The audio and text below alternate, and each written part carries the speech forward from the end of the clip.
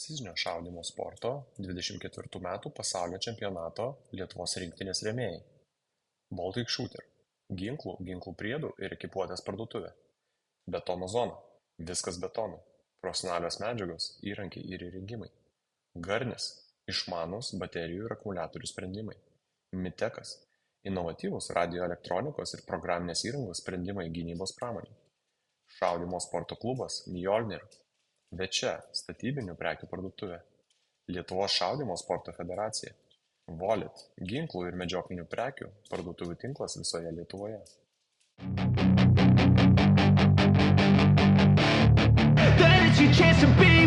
Hey kid, don't ever let them get inside your head. They'll tell you what to do in life instead of everything you know that you could get.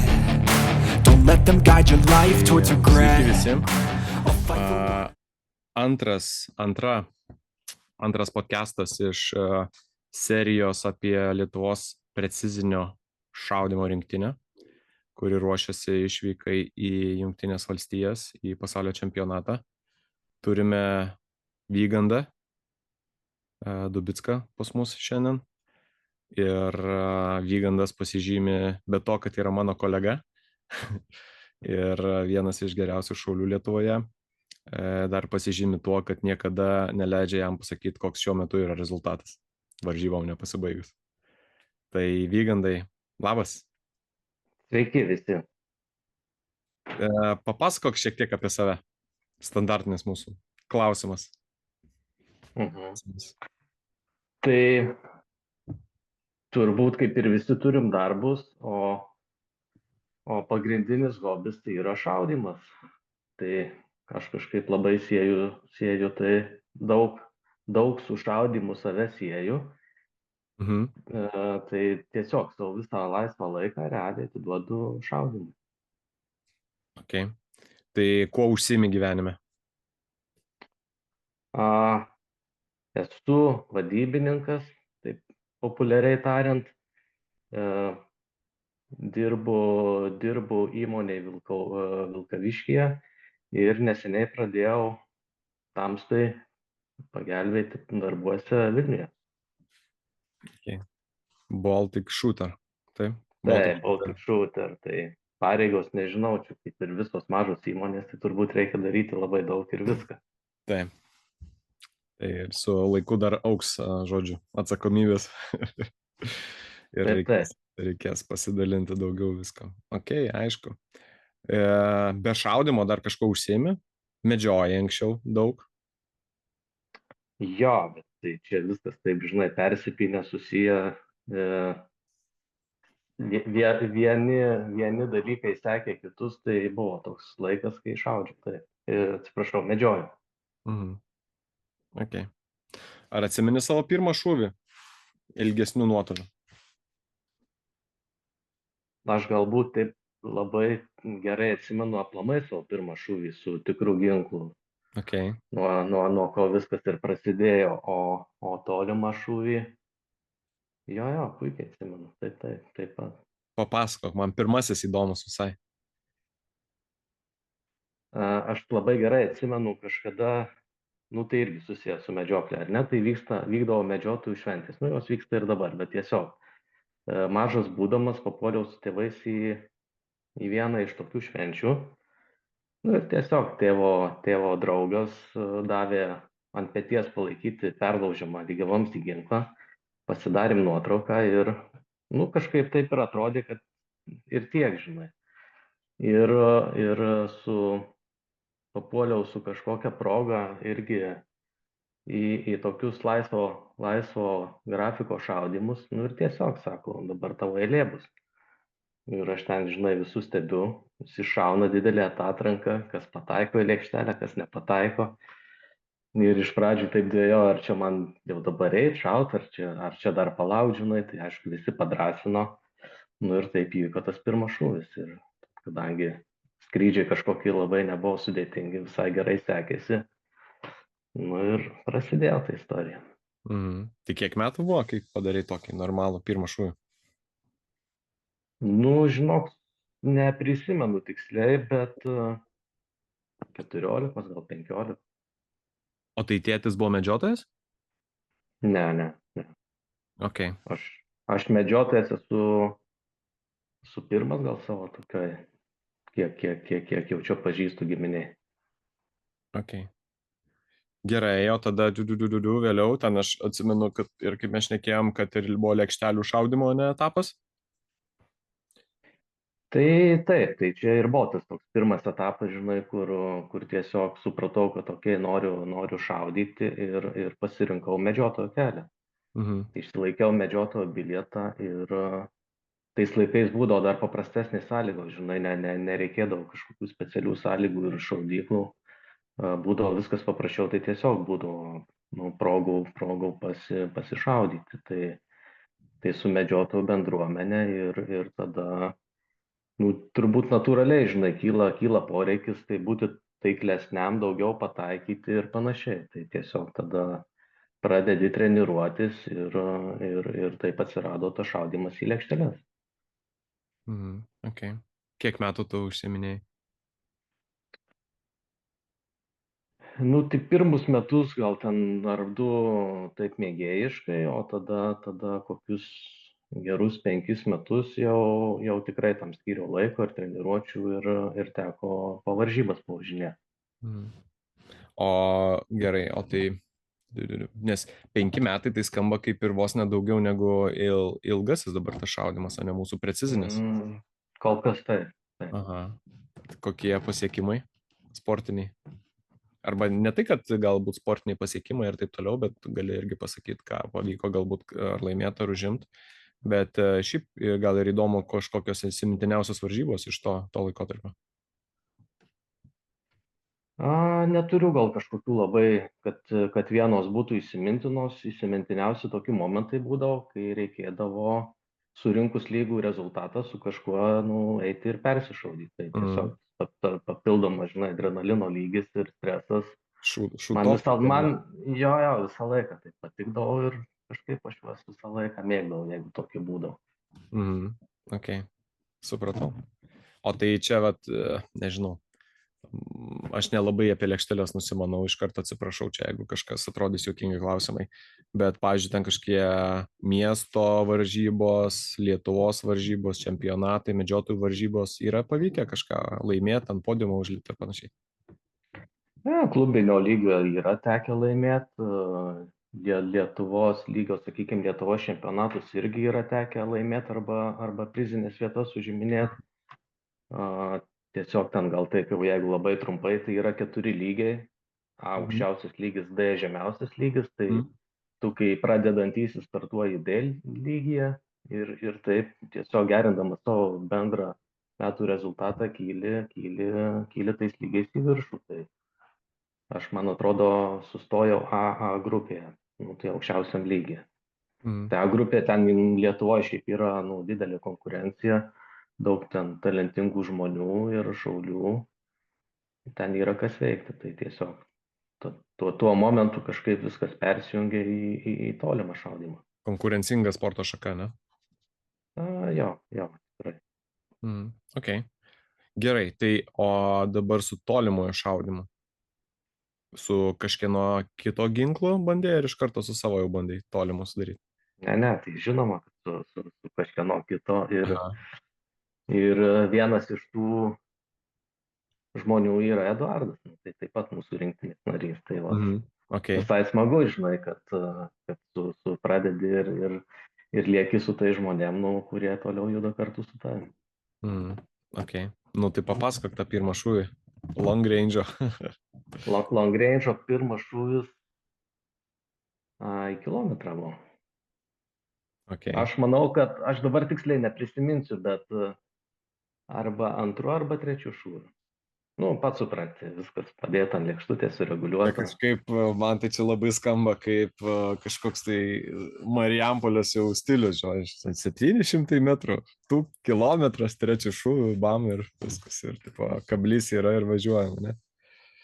Greičiausias būdas turbūt pradėti šitą sporto šaką, hobį, ar čia kam kas reiškia, žinai. Jo. Kuo ilgesnis atstumas, tuo įsimintinesnis tas kablys gaunasi. Tai jeigu šnekant apie tą precizinį šaudimą arba šaudimą ilgesniais atstumais, tai papasakok savo tą visą kelionę. Kaip tu pradėjai, kokiose varžybose dalyvaudavai, kas patiko, kas nepatiko ir taip toliau.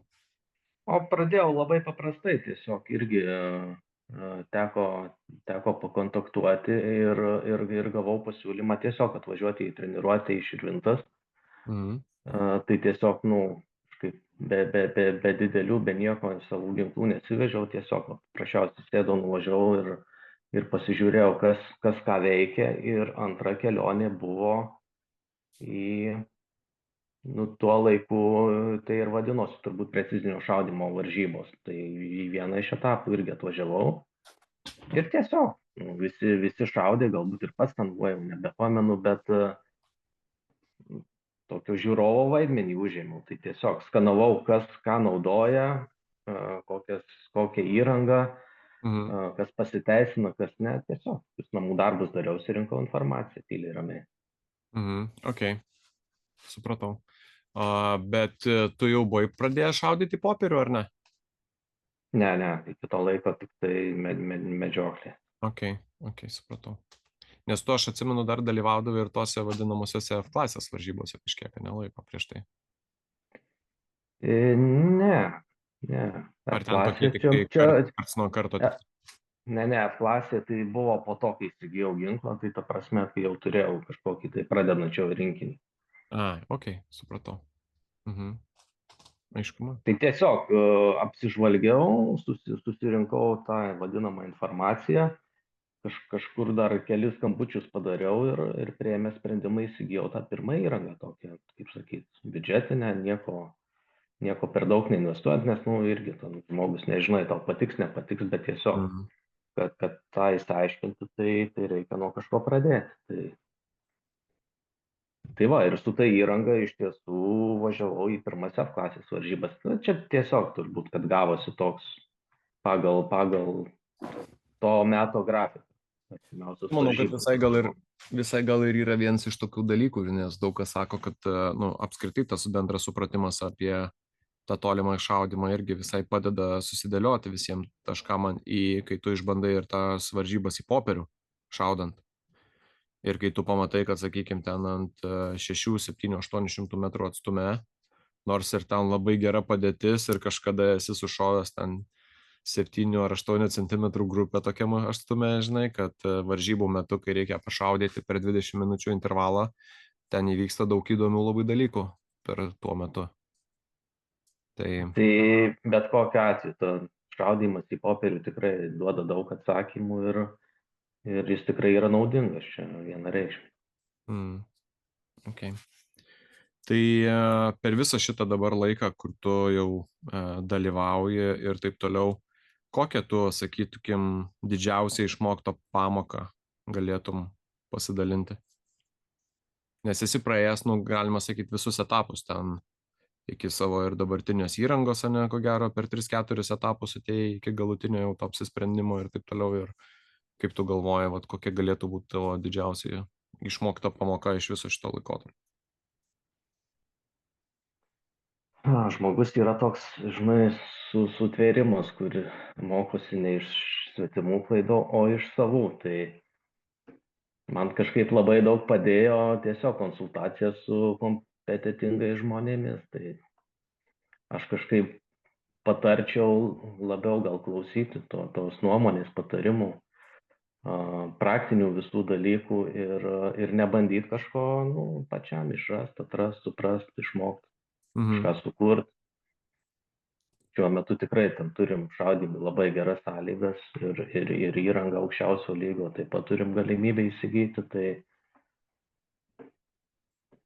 tai net nežinau, bet galbūt pagrindinis toks būtų, tai kad tiesiog pradžiai daugiau drąsos ir atvažiuoti ir galbūt taip ir pasyviai sudalyvauti, bet tiesiog daugiau atsakymų atsiranda. Šiaip užsienyje labai yra skatinami šauliai, kad nesvarbu, kokį turi šautuvą, ar net jeigu neturi šautuvo, atvažiuoti į tas pirmas varžybas, tai tu pats savo akimis iš pirmo, kaip čia pasakyti, iš pirmos sėdynės suprasi, žinai, tai ko tau reikia, ko tau reikia, ta prasme, kur didžiausia yra, sakykime, tai praraja ir galbūt kuo skiriasi, aš sakyčiau, precizinio šaudimas, va, tas mūsų PRS-as, tai vadinamas neliaudiškai, nuo kitų sporto šakų, tai kad jeigu tu tikrai nori, ne, tai realiai tu gausi visą informaciją. Nėra čia nei jokių paslapčių. Realiai atvažiavęs kaip žiūrovas dar labai didelė tikimybė, kad ir gausi iššaut su savo patikusiu šautuvu ir taip toliau, nes kažkaip va tie, kuo ir pasižymė, čia visai neseniai šnekėjau su vienu bičiuliu, kad sako, jam buvo šokas, kad kai jisai, sakykime, atvažiavo iš kitos bendruomenės, atvažiavo pas mus į varžybas, tai vos ne visi dalyviai jam prašė jo, kad jis iššautų su jų šautuvais ir pasakytų nuomonę, ką galvoja apie jų šautuvą, žinai. Kai jis anksčiau buvo susidaręs nuomonę, kad nieks nieko neduoda, nesidalina, neleidžia ir maždaug nebandyk čia prisiliesti, žinai. Tai jam jį šokiravo, ta pozityvia prasme šokiravo, kad visi kaip tik prašo iššaut, sako, šau 400, 500, 600, o kilometrą tuoj atsuksim tau, žinai, nu ta prasme, kad taip įtraukia ir visi nori tą bendruomenę tam tikrą prasme didinti ir įtraukti naujų žmonių. Tai aš manau, kad net ir užsieniai, bet kiek ir teko mums pasivažinėti, ta prasme, kad absoliučiai visi yra labai atviri. Tai tas man kažkaip labai gerą įspūdį palieka. Taip, mūsų bendruomenė tikrai yra šilta, labai priimanti ir kaip tu sakai, net primiktinai siūlo, ar ne, ten savo įrangą, tai turbūt kaip ir karmos taškai, kad kažkas, žinai, paima tavo įrangą, įsišauna, pataiko, tai pačiam net malonu yra, tiesiog tokį pasitenkinimą suteikia. Tai, bet taip, net jeigu ir neturint įrangos, tai tiesiog atvažiuot, uždavinėt klausimus, paprašyti, paimti, pabandyti, niekas, aš nemačiau, kad atsisakytų kažką, žinai, kad ten gailėtų kažką parodyti ir patarti, tai čia vienareikšmiai. Okay. Kokios įsimintiniausios varžybos iki šiol pačiam? Man gal pirmos buvo tarptautinės varžybos, kur mes, aš net nelabai taip irgi gal turėjau ar noro, ar pasiryžimo, bet ta bendruomenė, pas mus sakau, visą laiką šilta nuo pat pirmų dienų, tai tiesiog išspyrė ir liepė važiuoti į Prancūziją, į finalą. Čia 22 metais, ar ne? Ja, Prancūzijos PRS finalas buvo. Taip, tai čia tokia buvo, kadangi mes jau žinom, kad važiuosim į pasaulio čempionatą.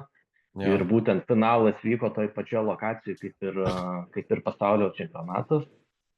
Tai mums čia buvo generalinė repeticija, ir aš manau, tas sprendimas čia buvo geriausias, kurį galėjom tuo metu padaryti. Man ta prasme, aš ko gero, gal, žinai, visi sakytų ten dabar neseniai buvęs Vikingas, kas buvo irgi labai ten įspūdinga. Aš buvau ir Italijoje pasaulio čempionate ir Prancūzijoje, bet ko gero vis dar įsimintiniausias, aš manau, kad kad tos pirmosios prancūziškos varžybos tos.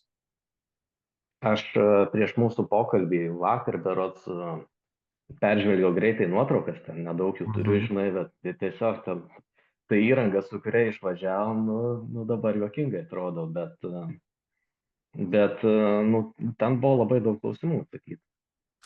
Iš esmės. Bet čia ir tam tikrą prasme parodo ir mūsų pačių, žinai, ir mūsų rezultatus, tu pasižiūrėk ten, kas ten darėsi. Ir manau, šitam pasaulio čempionate bus irgi įdomu pasižiūrėti, žinai, kokie yra skirtumai, nes mes paaugom kaip šauliai stipriai irgi paaugom, manau. Ok, tai kodėl žmogus sėdi, ne, kažką sportuoja, kažką šaudo ir ateina ta mintis važiuoti į pasaulio čempionatą? Kas lėmė visus šitus reikalus? Ar dėl to, kad jau buvai vieną kartą buvęs? Dėl ko važiavai į pirmą pasaulio čempionatą? Kodėl dabar į Ameriką? Nes į Ameriką tai čia irgi su Šarūnu, kaip šnekėjom, sako, net klausimų nekilo, žinai, ar važiuoti. Tai kodėl į pirmąjį išvažiavau, aš gal net ir neturiu dabar taip greitai atsakymą, net tiesiog nežinau. čia gal, stumėjo ta visa bendruomenė, žinai, kad va, mes visi sėdam, važiuojam ir judam į priekį. Ir aš, aišku, kažkaip grįžkim į lėkštelių šaudymą irgi pasiekęs tam tikrą, sakykime, pataikymo procento lygį, supratau, kad šaudant tik tai namuose, tai savo šaudyklose Lietuvoje, tai progresas yra sustojęs. Tau sekantis žingsnis yra tarptautinio lygio varžybos. Tai nesvarbu kur, bet tu turi važiuoti į tarptautinio lygio varžybą. Tai gal aš kadangi tai jau, kaip ir turėjau savo mintyje, tai man gal čia natūraliai gavosi tas toks, kad Prancūzija, pasaulio čempionatas, kodėlgi ne. O kalbant apie šį, tai nepamirškim, kad pirmas planas buvo Pietų Afrika, ar ne? Tai ten irgi skamba egzotiškai, tai kažkaip, kai tik sužinojom, kai tik sužinojom, aš manau, mes iš karto pradėjom tuos planus ten dėlioti. Tai pasikeitus planam, Amerika, viskas kažkaip irgi natūraliai, be jokių didelių klausimų, ar čia važiuoti ar ne. Tiesiog važiuoti ir viskas. Okay. Smagu, man tai labai džiugina ausis, tokie žodžiai, toks mąstymas. O šiaip toks, bet čia gal ne į temą biškį, bet o kodėl apskritai tu, pavyzdžiui, sportuoji? Nes čia, sportas vis tiek ten laiko daug reikia skirti, treniruotis, taip toliau. Kodėl apskritai, ta prasme, yra tas poreikis sportuoti? Aš manau, kaip ir pas kiekvieną žmogų, žinai, bet koks laisvalaikio leidimo forma tiesiog tave išjungia nuo darbų ir leidžia truputėlį persikrauti. Tai nesvarbu, ką tu darysi. Tiesiog, taip nėra, kad dirbi ir dar kartą dirbi, žinai. Tai kažką reikia veikti dar gyvenime. Okay. Bet žinai, bet galima važiuoti į šaudyklą, ten, ta prasme, treniruoti, šaudyti, kažkokį ten, nežinau, bandyti pasiekti kažką, tiesiog taip laisvalaikiu. Tiesiog, taip. Aš nežinau, o kodėl, matai, mes esam tokie žmonės, kur labai giliai, domimės, giliai panirę į šitą visą savo veiklą. Tai ne tik šaudimas, tai ten yra ir šovinių užtaisymas, visur, kame randi tą savo kaifą tokį, net nežinau, kaip kitaip, man tai tiesiog natūraliai supranta. Žinau, toks gaunasi kaip varžybose, tam tikrą prasme tą lygį pasitikrinę, ne, kokiam tu esi. Jo. Ar ta socializacijos dedamoji svarbesnė?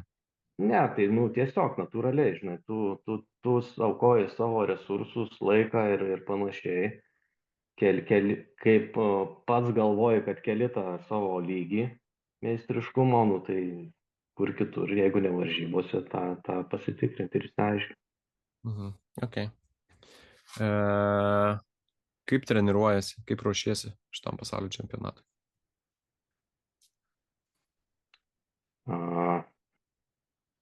Ruoštis, aš manau, mes pradėjom prieš 2 metus, pakeliui grįždami iš pirmo pasaulio čempionato, tai puikiai atsimeni tuos mūsų visus pokalbius ir įrangos dėliojimo klausimus. Tai su tam tikrais klausimais mes ruošiamės jau metai laiko, ir per tuos pačius metus laiko, tai tiesiog važinėjom, kas kiek galėjo, tas tiek važinėjo į tarptautinės varžybas, kadangi pas mus Lietuvoje tos sąlygos kol kas čia tokios buvo apribotos, tai arčiausiai namų esančios šaudyklos ir visi kiti vykstantys renginiai Lietuvoje. Tai šaulių varžybos ir turbūt tiek. Šaulių ir kariuomenės, ne per festas. Okay.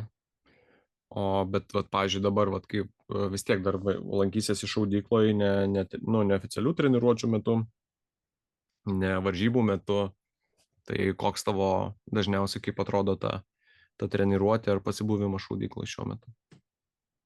Šiaip kiekviena ta kelionė šiek tiek skiriasi, tai arba įrangos tikrinimas, amunicijos irgi patikra, arba tiesiog baziniai įgūdžiai, kadangi pas mus sąlygos kažkokios Marijampolėje nėra dėkingos mokintis vėją, kuris yra labai svarbus ir kur mums tikrai daug trūksta patirties, tai dirbam su baze, tiesiog su judesiais, su greičiu ir su pozicijų užėmimu.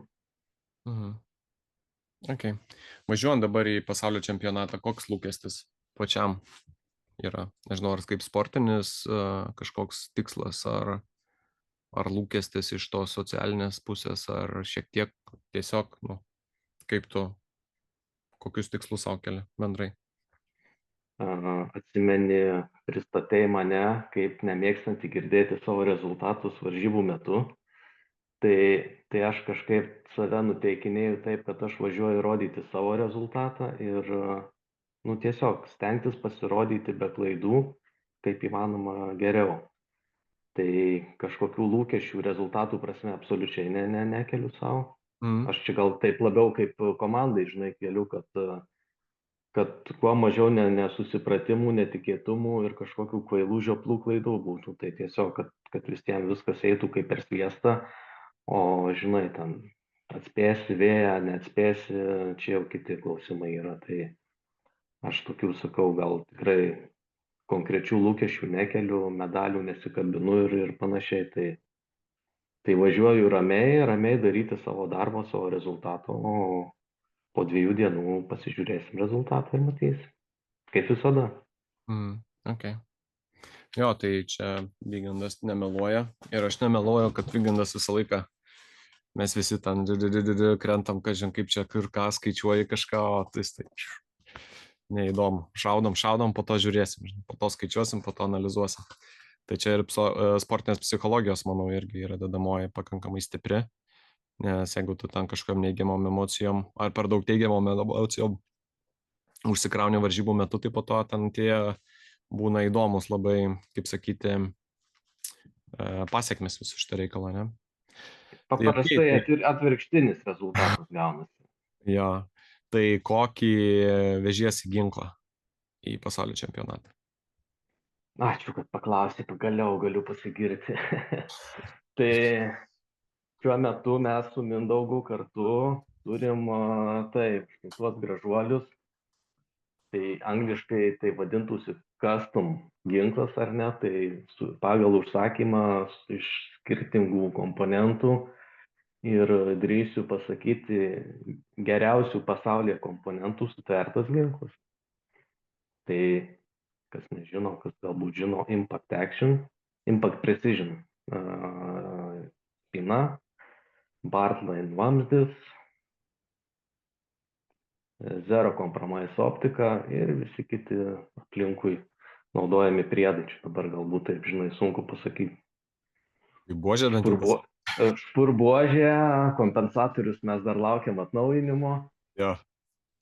Ginklo laukiam metus laiko, kompensatorius 1,5 metų. Apie pristatymo terminus. Aš nenorėjau to garsiai sakyti, bet okei. Taip yra. Tai tie daiktai, kurių yra didelis poreikis rinkoje, ginklų segmente jau tenka palaukti. Tai jo, tai tik tai smagu tai, kad, žinai, su šituo setupu visų naujų, išsprendėm visas iki šiol buvusias bėdas ir paskutinė kelionė Lenkijoje parodė, kad mūsų įranga turbūt jau nebeturi priekaištų daugiau. Tai liks tik patiems rodyti rezultatą. Man tai aš vakar dar buvau treniruotėj, tai iš to, ką man pavyko, ta prasme irgi kokių rezultatų pavyko pasiekti, kaip lengvai viskas iš esmės gaunasi, kokio tai yra taiklumo ginklas. Tai vakar buvo pirma diena po tų didžiųjų audrų, buvo žiauriai gūsinga viskas. Ir, ta prasme, tiesiog kaip ten viskas dabar eina, tai, tiesiog yra neįtikėtina. Tam tikra prasme neįtikėtina yra. Tai Man labai... asmeniškai tai labai daug ramybės atnešė šitas Mhm. įrangos komplektas. Iš tikrųjų labai, man tai irgi norėjau ką pasakyti, kad ant tiek dabar gera yra ta būsena psichologinė, kad realiai viskas yra tik tai, va, gali į veidrodį pasižiūrėti, žinai, ir viskas, nu, visi atsakymai yra čia. Ir labai aišku dabar, kad nereikia nieko ten per daug rūpintis ir gali susikoncentruoti, žinai, jau į save. Nu, iš tikrųjų, Taip. ten daug klausimų jau nebeaktualūs ir fokusas lieka ten, kuris turi būti. Netgi to pačio kalibro pasirinkimas tiesiog išlaisvino nuo to viso reloado, visokių testų, pertestavimų, tikrinimų per naujo ir taip toliau. O tiesiog bet kas gaunasi ir viskas gerai paeina. Tai va, 6 mm BR-ui, ypatingai naujokam, manau, kad labai rekomenduotinas pasirinkimas. Ok, tai ginklas yra, tai galiu papasakot gal ir apie savo rėmėjus. Tai čia mes irgi labai, kaip sakyti, susiję esam. Bet iš pirmų lūpų. Tai mano pagrindinis rėmėjas ir yra Baltic Shooter su Baltic Sniperiu kartu. Su jais atsineštas ir Zero Compromise brandas ir daiktas. Nu, turbūt dabar jau, aš taip galvoju, vis dėlto jis turbūt yra geriausias pasaulyje šiuo metu. Pagal tankį tarp dalyvių ir taip, kaip jis performina, tai Europoje tikrai be konkurencijos, o dabar praktiškai kiekvieną savaitę vis po naują topinį amerikiečių šaulį pereinant šito brando. Tai bent jau iš europietiškų brandų tai dominuojantis yra pasaulinėje PRS arenoje. Be kompromisų ir be konkurencijos, žodžiu. O tam tikrų marketinginių dalykų dar yra amerikietiškų brandų, kurie dar šiek tiek ten laikosi. Ypatingai vienas iš jų. Nu, tai, žinai, manau, kad ta situacija čia greitai keičiasi. Per pastaruosius metus tai labai daug pasikeitė. Tai ir iš Lietuvos rinktinės irgi yra, ta prasme, iš 8 šaulių 6 yra su Zero Compromise'as. Tai. Jo, tas labai irgi parodo. Ir čia nėra mano kaip pardavėjo sėkmė, čia daugiau yra, kad kai visi pamato, ant kiek yra didelis skirtumas, tada greitai labai priimamas sprendimas. Brangus, pamatuotas, bet priimamas sprendimas pakankamai greitai. Tai aš galiu irgi galbūt paminėti vieną tik tai dalyką, kad Vygandas yra vienas iš labai nedaugelio žmonių pasaulyje, kuris Zero Compromise optiką turi nemokamai. Tai yra, jisai yra gavęs iš gamintojo, kaip remiamas šaulys, su avansu, žodžiu, į priekį. Tai Zero Compromise neturi kažkokių didelių reklaminių biudžetų ir iki šiol, ta prasme, nėra vienetai, yra tik tai šaulių, kurie tas optikas gauna nemokamai, o visi kiti iš tikrųjų už jas susimoka pinigus. Tai čia dar yra vienas iš tokių dalykų, kur tam tikra prasme išskirtinis yra ir iš Lietuvos perspektyvos žiūrint. Tai yra maža šalis, mažai šaulių, taip toliau, bet yra tų palaikymas labai geras marketinginis. Iš kitos pusės irgi labai geras rodiklis yra iš optinio taikiklio pusės, kad labai daug žmonių patys savo pinigus, ta prasme, leidžia jam. Tai čia yra toks ta prasme, manau, kad labai svarbus dalykas. Ne, tai rezultatai, žinai, kalba patys už save, tiesiog. Tu galbūt netgi ir pameni, kai mes tą optiką gavom vieni pirmųjų pasaulyje. Ir varžybų metu mūsų kolega iš Britanijos irgi, žinai, darėm tada mes šiam reportažą, kad jisai pasigyrė viešai, kad jau pagaliau užsisakė, žinai, o mes jam siunčiam video, kad mes jau šaudom su ja. Tai irgi buvo labai nustebęs. Tai jo, čia tikrai didelis ačiū ir tau, ir gamintojui, kad tikrai atkreipia dėmesį, sakykime, į mus, čia tokia tikrai maža bendruomenė, maža šalį. Super. Gal išskirtinis atvejis, kad Robertas prezidentas Zero Compromise Optics, tai jisai visus didžiausius europinius ir pasaulinius mačus pats važiuoja. Pats klausė šaulių feedbacko, grįžtamo ryšio ir taip toliau, tai Tai tikrai, jis labai tą šaudimo bendruomenę, vat, būtent šito sporto jis labai laiko, tokia svarbia sudedamąją dalim. Yra labai didelis, sakykime, ir iš policijos ir kariuomenės susidėvėjimas su šitais optiniais taikikliais.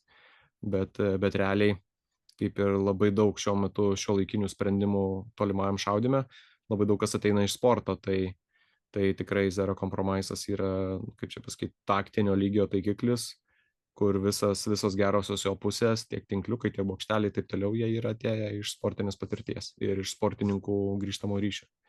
Tai čia, manau, labai svarbi sudedamoji dalis viso šito reikalo. Tai be kita ko, Mindaugai, dar mus remia ir Audimas su savo Guard aprangos serija ir taip pat ukrainietiškas Velmet gamintojas. Tai vėlgi, apranga mums ne problema. Jo, kaip ko gero matot ir iš mūsų nuotraukų, tai tos kelnės geros, kur visi klausinėja, kur tokias gauta, ne? Jos dabar labai mažom apimtim gaminamos dėl to, kad ten ukrainiečių pusė yra daug kas nukreipiama šiuo metu dėl tos situacijos karo, tai jo, labai geri šiaip atidirbti ir patikrinti labai rimtose situacijose drabužiai. Ir ekipuotė, ne?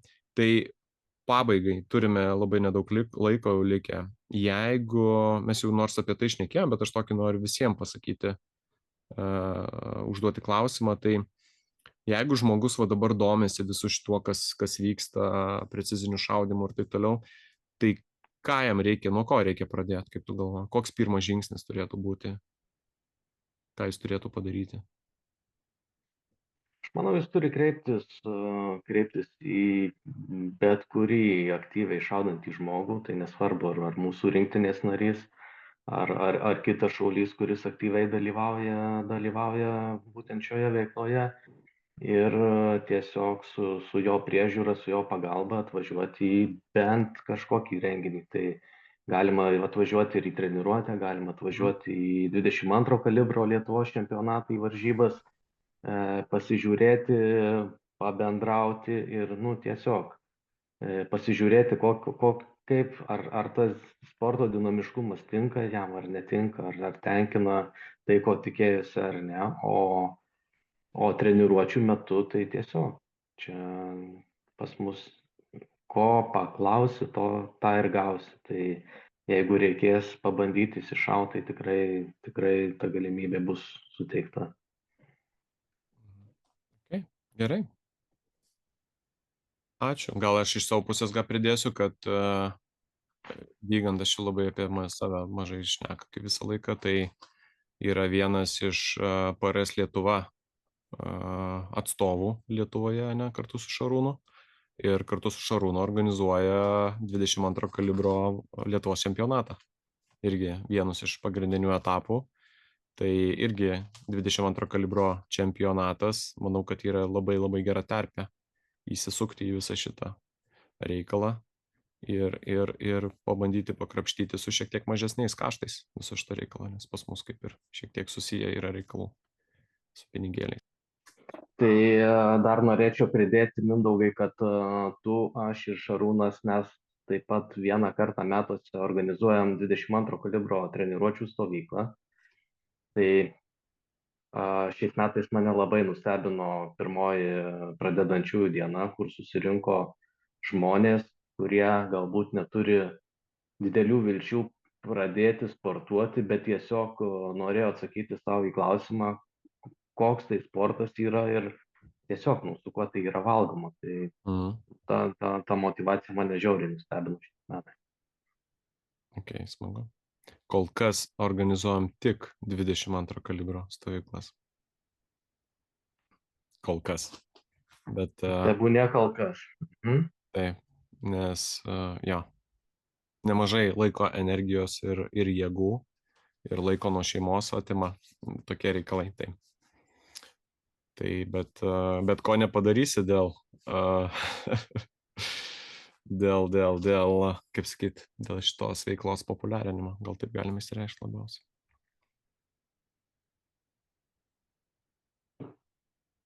Tai va. Gerai. Ačiū, Vygandai, tada už pokalbį. Pasimatysim neužilgo. Sakyk. Ačiū tau, kad pakvietei. Visai įdomu, biškai prisiminti ir savo istoriją ir pasidalinti su kitais. Ok. Tai tikėkime, kad tai paskatins daugiau žmonių ne tik sužinoti apie mūsų rinktinę, mūsų artėjantį nuotykį, sakykime, kelių metų perspektyvoje, bet kartu ir galbūt prisijungti prie mūsų gretų. Pritariu. Ačiū, iki, gero vakaro. Iki. Viso. On my face and I swear I will get back up, 'cause I don't deserve a thing and the road ahead is tough. They'll try to kick you while you're down. They wanna rise up while you drown. They wanna fill your head with doubt. They're silently scared that you'll figure it out. I'll make it look like I'm